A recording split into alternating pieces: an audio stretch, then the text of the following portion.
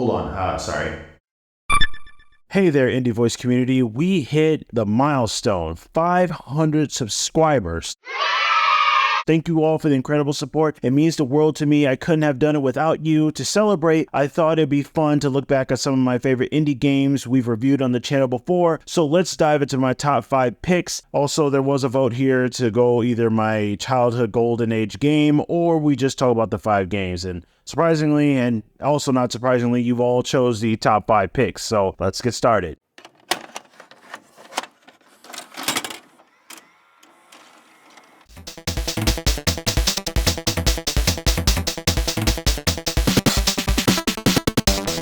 Looking at number 5 to start off, we're looking at a game called No Straight Roads. This game is an electrifying blend of action and adventure with rhythm where you can battle against the evil EDM empire to bring back rock music to Vinyl City. The unique art style, the catchy music, charming characters like Mayday and Zook make this game unforgettable. If you love rhythm games with a twist, this is one that is a must play. And honestly, I have played this game so many times, and sadly I only have it for the Epic Game Store, but it was a really fun experience to review this game and to show it off, and it was really good. Metronomic did an amazing job for this game. Looking at number 4 on this list, this one brings a lot of memories to people that have played Shovel Knight because it gives off that vibe, followed by the NES type graphics, but this one was really unaware to most gamers, and I'm surprised none of them actually heard about this game. It was a really good one and really well designed. We're looking at Cathedral. This is a retro-inspired Metroidvania, is a love letter to classic 8-bit games that offers a vast,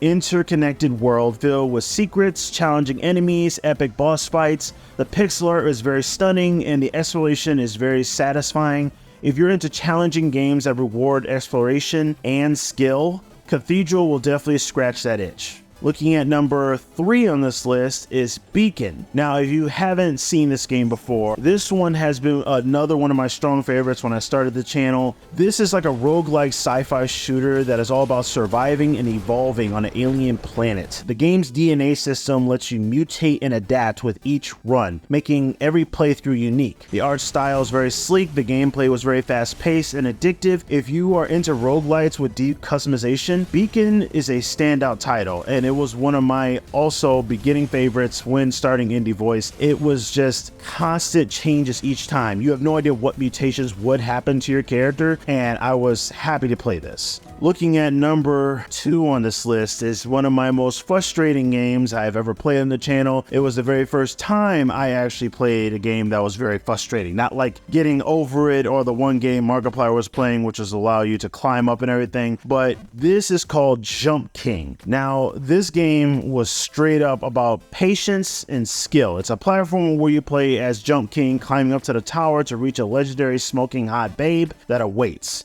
The controls are very simple, but mastering them was probably my biggest challenge. Every jump counts, and one mistake can send you plummeting back down. It is a brutal and oh so satisfying when you make progress. A must-try for fans who love challenging platformers. And now we have reached at the number 1 area. Now this game was very adorable, very wholesome, very heartwarming.